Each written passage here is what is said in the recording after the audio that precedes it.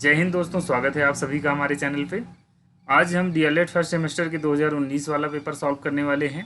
इसके पहले हमने 2018, 17 और 16 इन पिछले 3 वर्षों का भी हमने करवा रखा है और आगे जितने पेपर हुए हैं उनको भी करवाएंगे।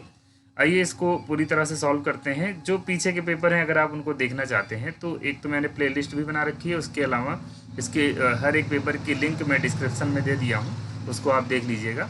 आइए शुरुआत करते हैं।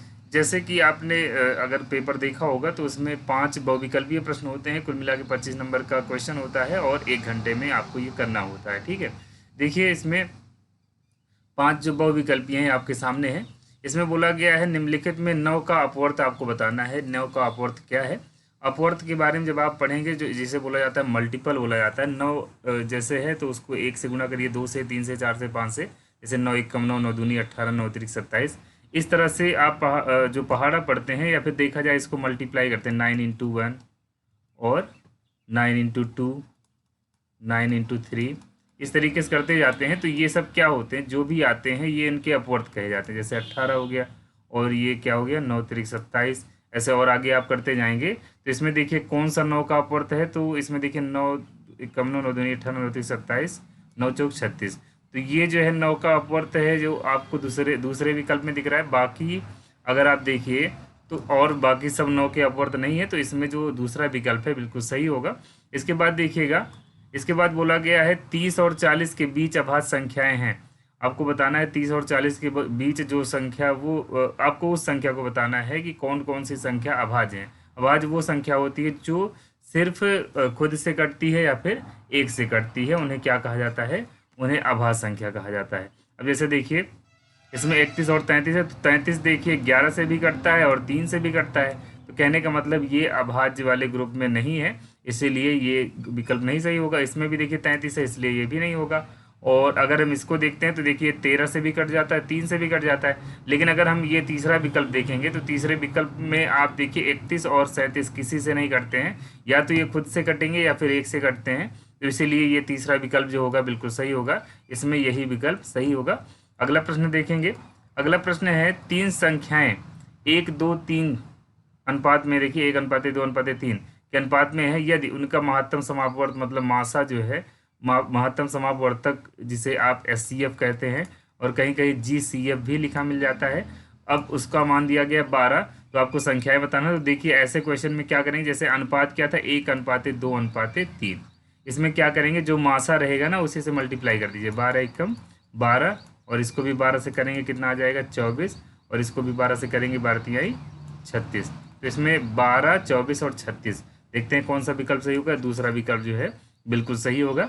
इसके जो भी क्वेश्चन इस तरह से मिले उसको आप करिए, ज़्यादा से ज़्यादा क्वेश्चन करिए। जितना प्रीवियस ईयर का क्वेश्चन आप सॉल्व करते हैं उतना आपके लिए सही रहेगा, क्योंकि प्रीवियस ईयर के ही क्वेश्चन ज़्यादा आते हैं।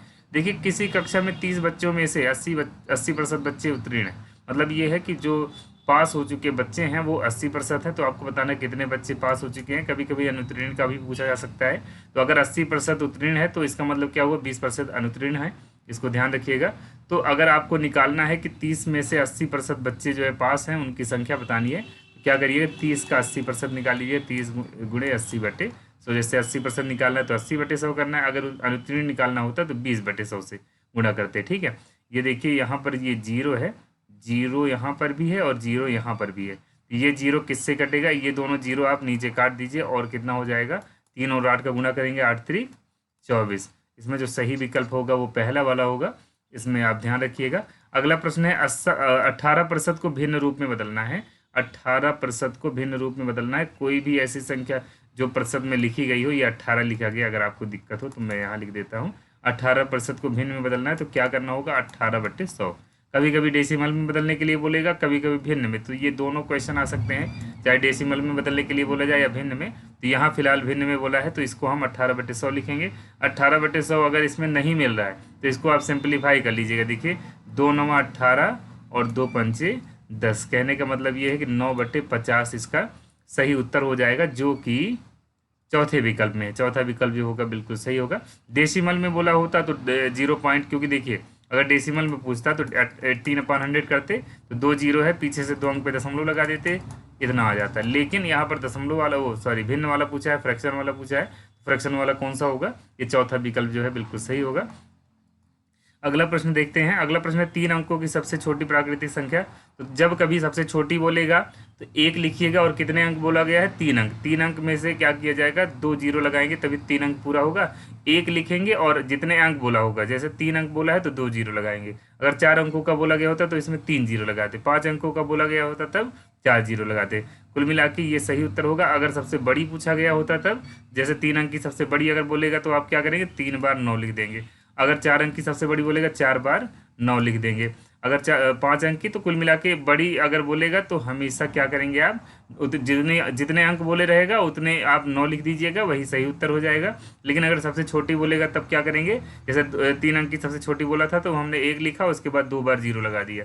अगर मान लीजिए आपसे बोला जाए 4 अंक की सबसे छोटी, तो क्या करेंगे? 1 लिखेंगे और 3 बार जीरो लगा देंगे। कहने का मतलब क्या हो जाएगा कि 100 जो है 3 अंकों की सबसे छोटी संख्या होगी। इसको ध्यान रखेंगे आप।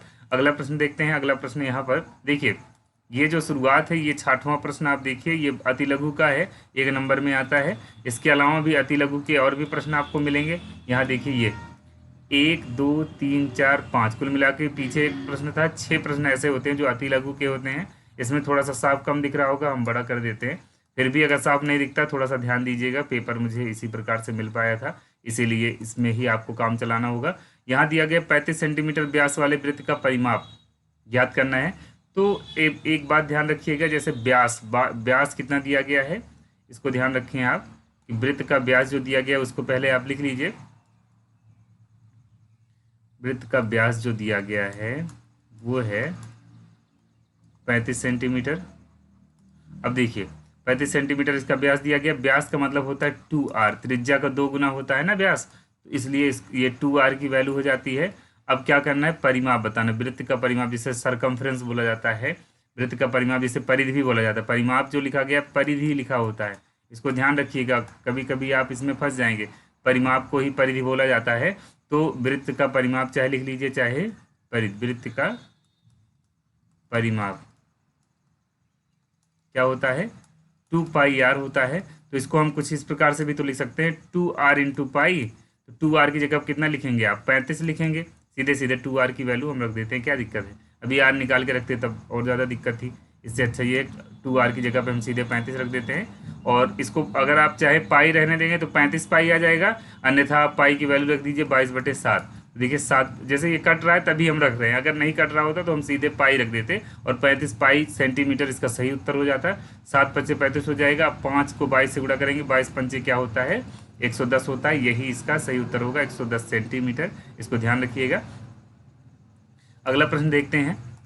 अब 24/7 है। 24/7 साफ नहीं दिख रहा होगा तब भी हम लिख देते हैं, इसको आप नोट कर लीजिएगा। इसके बाद हम यही बता देते हैं इसमें क्या पूछा गया है, इसको आप नोट कर लीजिएगा। अब हम मिटा दे रहे हैं, स्क्रीनशॉट ले सकते हैं आप, उसको रोक करके भी लिख सकते हैं। देखिए इसमें क्या दिया गया? 24/7। 24/7 इसको किस में बदलना है? दशमलव बदलना है। तो भाग करना आपको आता ही होगा, बिल्कुल भाग करके आप आसानी से इसको कर सकते हैं। 7 तिरिक 21 ले जाएंगे 3 बार, तो कितना बचेगा? इधर 3 बच जाएगा। घटाया जाता है ना यहाँ पर, तो जब घटा देंगे कितना बचेगा? 3 बचेगा। अब आगे दशमलव लगा के 0 बढ़ाना होगा। क्यों?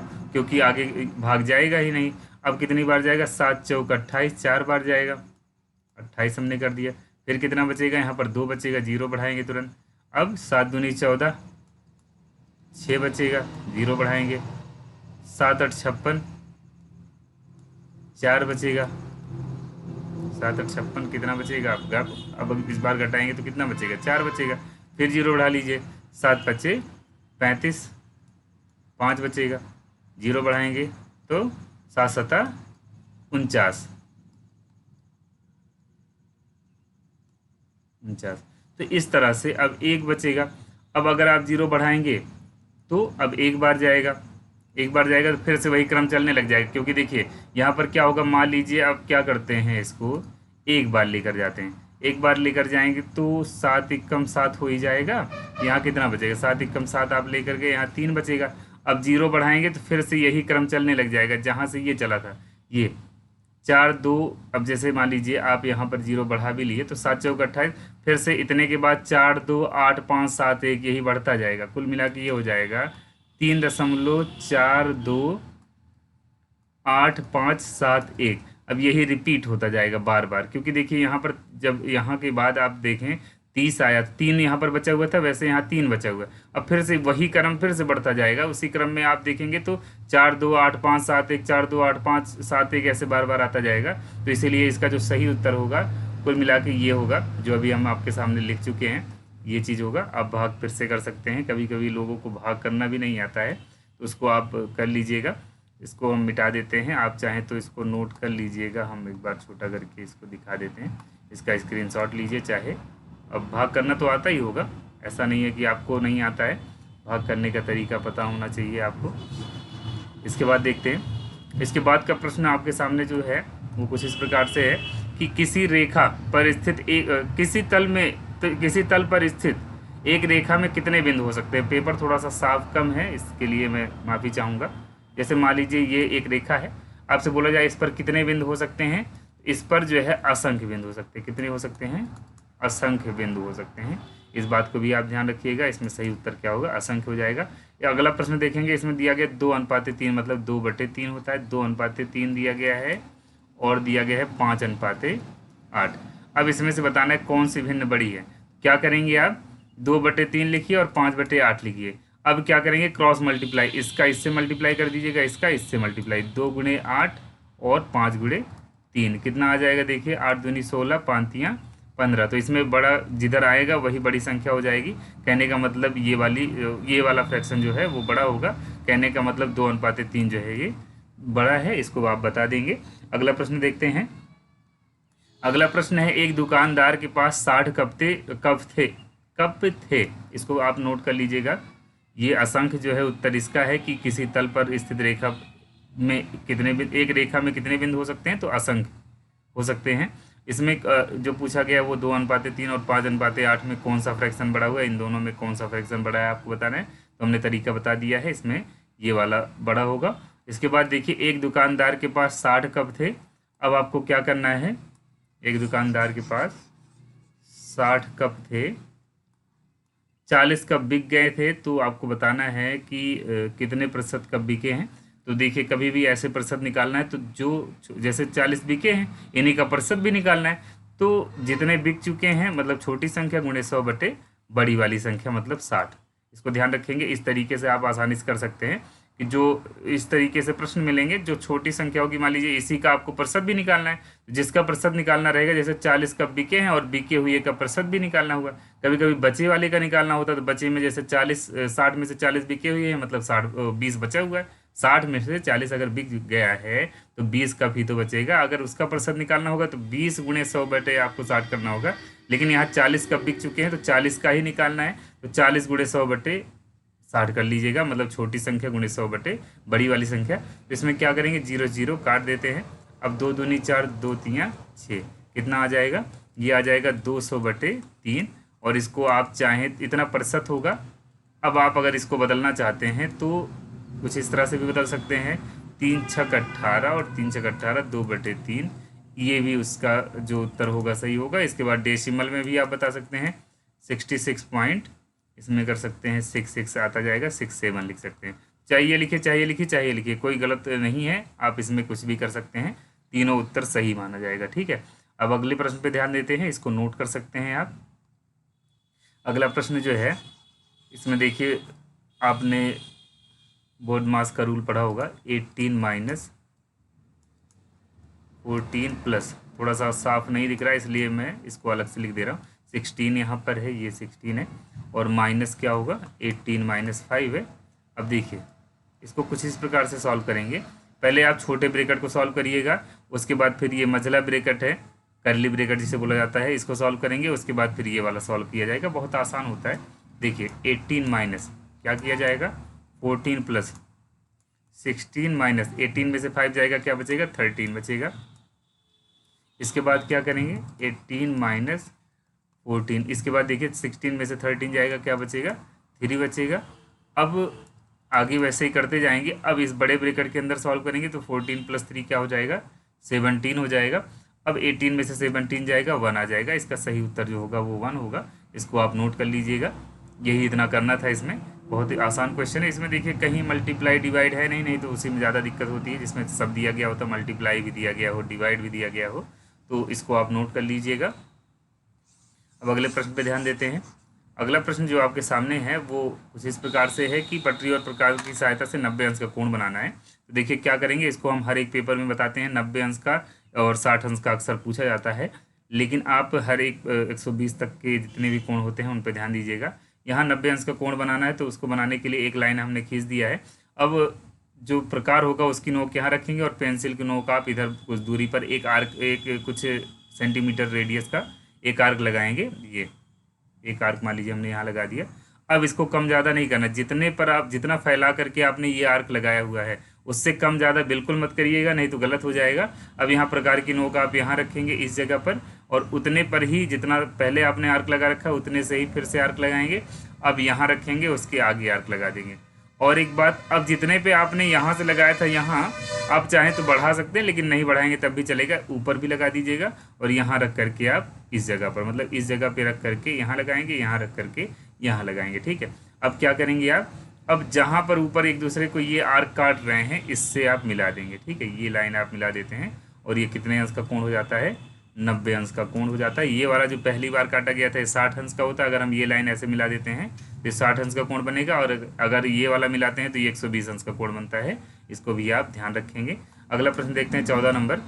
14 नंबर में क्या दिया गया है, इसमें बोला गया राम ने 300 रुपये में एक रेडियो खरीदा, वह उसे कितने रुपए में बेचे कि उसे 20% का लाभ हो।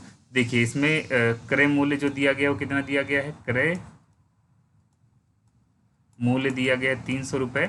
इसको हम लिख लेते हैं पहले। उसके बाद फिर लाभ जो निकालना है, लाभ 10% है तो लाभ प्रतिशत चाहे अलग से लिख लीजिएगा। उसे 20% लाभ पर बेचना है तो लाभ इसका 20% होगा, तो लाभ बराबर क्या हो जाएगा, 300 गुणे 20/100। देखिए 300 पर जितने पे खरीदा है उसी पर लाभ निकाला जाता है, तो 300 का 20%, 0 काट दीजिए दोनों जगह पर। अब देखिए कितना हो जाएगा, 2 3 6, मतलब 60 रुपये का इसको प्रॉफिट होगा। तो देखिए क्या करेंगे आप, 60 रुपये का अगर प्रॉफिट हो रहा है तो इसको पहले आप लिख लीजिए स्पष्ट रूप से कि लाभ इतना हुआ है। अब क्या करना है, विक्रय मूल्य बताना है। विक्रय मूल्य, विक्रय मूल्य बराबर क्या होता है, क्रय मूल्य धन लाभ। तो इसका जो मान आएगा, आप देखिए क्रय मूल्य धन लाभ जब होता है तो क्रय मूल्य आपका आया है 300 रुपये और प्लस 60 रुपये का लाभ हुआ है, कुल मिला के 360 रुपये में ये इसको बेचेगा, तो उसको 20% का लाभ होगा। इसको आप नोट कर लीजिएगा। ऐसे आसान प्रश्न पूछे जाते हैं, लेकिन इसी में बेसिक चीज़ें हैं, आपके लिए ये मुसीबत बन जाती हैं। और भी जितने भी कंपटीशन एग्जाम देते हैं छोटे छोटे क्वेश्चन, उसमें भी मैथ के आते हैं, तो ये सब अगर आप ध्यान दिए रहेंगे तो उसमें भी आपको काफ़ी मदद मिलेगी इससे। अगला प्रश्न देखते हैं। ये भी थोड़ा सा साफ कम है, लेकिन आप क्वेश्चन बढ़िया है, इसको देख लीजिए। दिखा देते हैं पहले। ये वह बड़ी से बड़ी संख्या बताना है जिससे 49, 59 और 109 को भाग देने पर भागफल 1, 2 और 1, 3 और 5 रहे। तो इसमें क्या करिएगा, कभी भी ज़्यादातर ऐसे क्वेश्चन मिलते हैं तो उसमें बड़ी से बड़ी संख्या जब पूछी होगी तो उसमें मासा निकालना है। लेकिन अगर इस तरीके से क्वेश्चन पूछेगा तब आप क्या करेंगे, मासा तो निकालेंगे ही, लेकिन कैसे निकालेंगे।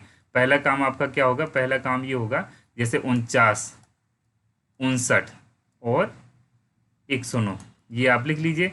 अब देखिए 1, 2, 5 शेष रहने की बात कर रहा है, तो इसमें से 1 घटाइए, इसमें 2 घटा दीजिए, और सॉरी इसमें 1, 3, 2 नहीं 3, देखिए 1, 3 और 5 शेष रहने की बात कर रहा है, तो यहाँ से 3 घटाएंगे और यहाँ से क्या करेंगे, 5 घटा देंगे। तो इसमें से अगर हम 1 घटाते तो कितना मिलेगा, इसमें 48 मिलेगा, और अगर हम इसमें से घटाएंगे तो कितना मिलेगा, 56 मिलेगा, और इसके बाद क्या करते हैं, इसमें से 5 घटाएंगे तो 104 मिलेगा। अब क्या करना होगा, ये तो आपने कर लिया है। अब इसमें इसका एलसीएम निकालिए, सॉरी एचसीएफ निकाल लीजिएगा, मतलब मासा निकाल लीजिएगा किसका, 48, 56 और 104 का अगर आप मासा निकालते हैं तो जो मासा होगा वही इसका सही उत्तर होगा, मतलब वही बड़ी से बड़ी संख्या होगी, जो रिक्वायर्ड नंबर है वो इसका मासा होगा। कहने का मतलब आप क्या करेंगे, 48, 56 और 104 का मासा निकाल लीजिएगा, वही सही उत्तर होगा। अगर मासा निकालना नहीं आता तो आप हमको बता सकते हैं, उसको निकाल देंगे। चलिए कर ही देते हैं, नहीं तो आप कहेंगे कि सारा क्वेश्चन करवाया गया, इसी में ज़्यादा दिक्कत थी सर को, जो इन्होंने नहीं करवाया इसको। देखिए इसको क्या करेंगे, आप तोड़ दीजिएगा, प्राइम फैक्टराइजेशन मेथड है, और एक तरीका है डिवीजन मेथड, ये कर लेते हैं रोज़, हमेशा वही प्राइम फैक्टराइजेशन मेथड किया जाता है। देखिए डिवीजन मेथड का एक बहुत सिंपल नियम होता है, बहुत आसानी से कर भी सकते हैं। पहले आप इन दोनों में से, जैसे 3 संख्याएं हैं तो 2 बड़ी संख्या कोई भी चूज कर लीजिए, चाहे जिससे करिए, लेकिन बड़ी चूज करने पर थोड़ा सा आसान रहता है। 56 अगर 2 बार लेकर जाते हैं, 56 दूना ज़्यादा हो जाएगा, 112 होता है, तो एक बार ही लेकर जाएंगे तो 56 होगा। अब 14 में से 6 जाएगा 8, इधर कितना बचेगा, 9 में से 5 जाएगा 4। अब यहाँ क्या करते हैं, 56 यहाँ उतार लेंगे, क्योंकि अब भाग नहीं जाएगा, तो ये आप यहाँ उतारिएगा। ये भाग विधि से हम क्या निकाल रहे हैं, मासा निकाल रहे हैं, ठीक है। आप चाहे दूसरा मेथड भी लगा सकते हैं। अब कितनी बार जाएगा, एक बार जाएगा, तो 48 है ना, 48। अब 16 में से 8 जाएगा, 8 बचेगा। अब यहाँ पर आप अगर इसको उतार लेते हैं तो आगे का कार्यक्रम यहाँ पर चल जाएगा। ये देखिए, जैसे आपने यहाँ पे क्या किया, 56 से 104 को भाग दिया, तो ये आया। अब 48 में भाग नहीं जाएगा, तो आप इसको आगे यहाँ उतारेंगे। अब 48 से इसको भाग करेंगे, एक बार जाएगा। अब 8 शेष बचा है, अब भाग नहीं जाएगा, तो 48 यहाँ उतारेंगे। 8 छंग 48, ये कुल मिला के कट जाता है। अब कुछ शेष नहीं बचा है, लेकिन आगे देखिए एक संख्या यहाँ पर ऊपर बची हुई थी, तो क्या करेंगे, अब जिससे लास्ट टाइम पे भाग गया होता है उससे क्या करते हैं, इसको भाग देते हैं, तो 8 छंग 48 ये भी आ जाएगा। कहने का मतलब जो है, इसमें जो लास्ट टाइम जिससे भाग गया होता है वही इसका मासा हो जाता है। मासा बराबर कितना होगा, 8 आएगा, इसको ध्यान रखिएगा। तो मासा आप चाहे जिस तरीके से निकालिएगा, गुणनखंड करके भी आप निकाल सकते हैं। ये मत सोचिएगा कि हम भाग विधि बताए हैं तो भाग विधि में आप इसमें परेशान हो जाइए। अगर आपको दिक्कत लगती है तो बताइएगा, मैं उसके लिए अलग से वीडियो बना दूंगा। जो भी चीज़ आपको ना आए उसको बता सकते हैं आप, उसके लिए मैं अलग से वीडियो बना दूंगा। देखिए जो मासा आया है हुआ है वही जो है इसमें सही उत्तर होगा, मतलब बड़ी से बड़ी वही संख्या होगी, मतलब 8 इसकी सही उत्तर हो, इसके लिए सही उत्तर 8 होगा, ठीक है। अगला प्रश्न देखेंगे आप। अगले प्रश्न में क्या दिया गया है, बहुत आसान प्रश्न वो भी है, बहुत कम समय में इसको कर सकते हैं। देखिए क्या दिया गया है, इसमें है 5a² और +4a-2। कह रहा है कि आपको इसकी वैल्यू फाइंड करनी है, इसका मान ज्ञात करना है जब a बराबर ऋण 2 रखना है। a बराबर ऋण 2 रख दीजिए। रखने पर देखिए क्या होगा, 5 इंटू -2 का होल स्क्वायर +4 इंटू -2 और -2 ये होगा। 5 इंटू कितना आ जाएगा, -2 को 2 से -2 इंटू -2 करेंगे 4 आ जाता है। 5 इंटू 4 ये बन गया, प्लस ये आप इस तरीके से कर सकते हैं, यहाँ पर ये 5 इंटू 4 ये हो जाएगा। अब देखिए यहाँ 4 2 जा 8, यहाँ प्लस है यहाँ माइनस, तो माइनस बन जाएगा, 4 दूनी 8 और यहाँ ऋण 2 आप लिख लेंगे, 5 चौक 20 और यहाँ देखिए ऋण 8 ऋण 2 कितना हो जाएगा, ऋण 10 आ जाएगा। तो इसमें आगे का जो सही उत्तर होगा वो 10 होगा। इसमें सही उत्तर कितना है, 10 है, इसको आप ध्यान रखेंगे। अगला प्रश्न देखेंगे अब। आगे चित्र दिया गया है, इसको देख करके नीचे जो प्रश्न है उसका उत्तर बताना है। तो देखिए क्या होगा, ये इसमें आप देखिए 3 त्रिज्याओं के नाम, तो त्रिज्या जो होती है वो केंद्र से परि तक की दूरी होती है, यहाँ ए लिखा गया है। देखिए क्या होगा, त्रिज्याओं के नाम OA होगा, OC होगा और OB, चाहे OB पहले लिख लीजिए कोई दिक्कत नहीं, आगे पीछे कोई भी लिखिए उससे मतलब नहीं होता है। OB और OC ये हो जाता है त्रिज्याएं। 3 जीवाएं, तो 3 जीवा आपका इसमें AB होगा, BC होगा और AC होगा। इसके बाद देखिए वृत्त का व्यास क्या होगा, वृत्त का व्यास जो है वो AC है, इसको भी आप ध्यान रख सकते हैं।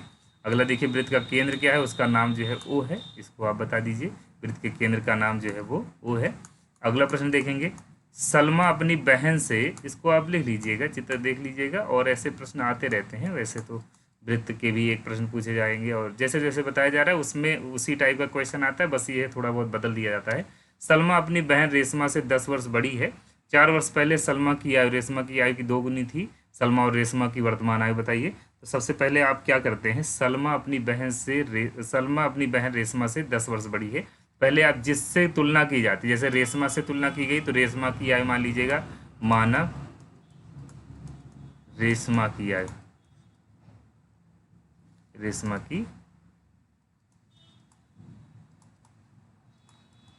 आयु x वर्ष मान लीजिए। एक काम करिएगा, इसमें लिखिएगा माना रेशमा की वर्तमान आयु, ठीक है, क्योंकि वर्तमान लिखने पर एक अलग आपके दिमाग में रहेगा, एग्जामिनर भी ये चीज़ समझ जाएगा कि आप किस प्रकार से लिख रहे हैं। इसमें मान लीजिएगा माना रेशमा की वर्तमान आयु, परसेंटेज आप लिखेंगे, जब भी लिखेंगे आप परसेंटेज लिखेंगे, तो x वर्ष हो जाएगा। इसका मान लीजिए आपने इसे मान लिया तब सलमा की वर्तमान आयु क्या हो जाएगी, सलमा उससे 10 साल बड़ी है तो x + 10 ईयर हो जाएगा, x + 10 ईयर। ठीक है, इसके बाद देखिए 4 वर्ष पहले की बात कर रहा है। 4 वर्ष पहले सलमा की आयु रेशमा की आयु की 2 गुनी थी। तो पहले आप क्या लिखेंगे, 4 वर्ष पूर्व रेशमा की आयु। अगर अभी रेशमा जो है x वर्ष की है, 4 वर्ष पूर्व कितने की रही होगी, x ऋण 4 वर्ष, x ऋण 4 वर्ष की थी।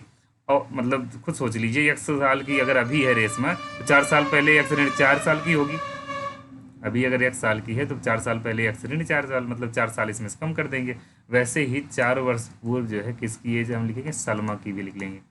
सलमा की आयु बराबर क्या हो जाएगी, जैसे x धन 10 है और ऋण 4 कर लीजिए तो कितना हो जाएगा, x धन 6। तो सलमा 4 साल पहले x धन 6 साल की थी, x धन 6 साल की थी सलमा।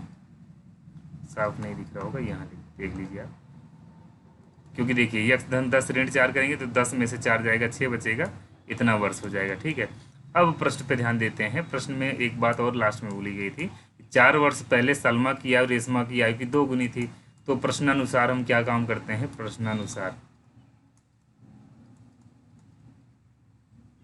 4 वर्ष पूर्व क्या दिया गया है, 4 वर्ष पूर्व सलमा की आयु रेशमा की आयु की 2 गुनी, सलमा की आयु रेशमा की आयु की 2 गुनी थी। तो क्या करते हैं, सलमा की आयु 4 वर्ष पहले इतनी थी और रेशमा की आयु इतनी थी, तो इसकी 2 गुनी आप कर देंगे। एक मिनट, यहाँ पर माइनस है, यहाँ पर क्या है, माइनस है, तो x - 4 का होल ट्वाइस लगाएंगे, ओ सॉरी 2 से मल्टीप्लाई कर देंगे। अब देखिए क्या होगा, क्योंकि देखिए सलमा की आयु 4 वर्ष पहले आप दोनों की एज देख लीजिए, x - 4 x + 6 है, तो बोला गया सलमा की आयु जो है रेशमा की आयु की 2 गुनी। तो सलमा की आयु 4 वर्ष पहले ये थी, रेशमा की आयु 4 वर्ष पहले ये थी, तो इसकी 2 गुनी ये होगी। ठीक है, अब देखिए क्या करेंगे, x + 6 = क्या होगा, 2x - 8। इसको इधर कर लेते हैं, इसको इधर करेंगे तो 6 + 8 = कितना हो जाएगा, 2x - x। अब इसकी वैल्यू जो आएगी कितना, 8 × 6 = 14 और ये कितना हो जाएगा, x बराबर हो जाएगा 14। तो दोनों की वर्तमान आयु बतानी है। तो अब 14 किसकी आयु है, 14 जो है यहाँ देखिए रेशमा की वर्तमान आयु हो जाएगी 14, और इससे 10 साल बड़ी है सलमा, उसकी 24 हो जाएगी। ठीक है, देखिए हम इसमें लिख सकते हैं, अतः रेशमा की वर्तमान आयु, रेशमा की वर्तमान आयु ये हो जाएगी 14 वर्ष, और